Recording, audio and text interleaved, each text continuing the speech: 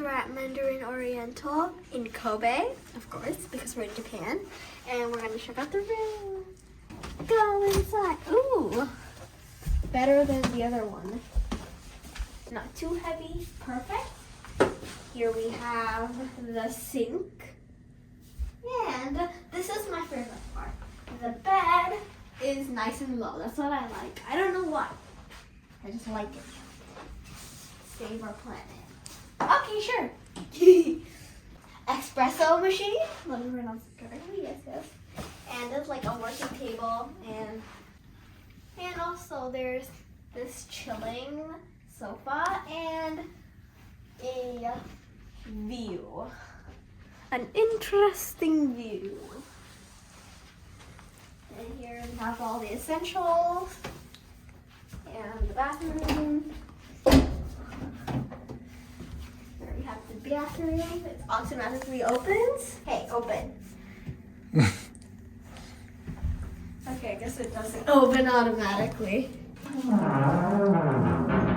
Somebody just farted. So the downside is it's not really bright, but if you want to sleep well, you could just turn on all the lights and then you could just sleep. The view around the hotel in the morning is beautiful. You can actually see the Kobe city and bay from the concierge area. The interior decoration is classic and also luxurious in a unique way.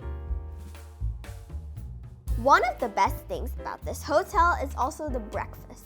They provide various types of breakfast, from Western American breakfast to Japanese and Asian food that you can select. The taste and quality are also at the top. I love it. The atmosphere and view are also amazing. The hotel location is also great, and it's not far away from the famous streets full of shops and restaurants.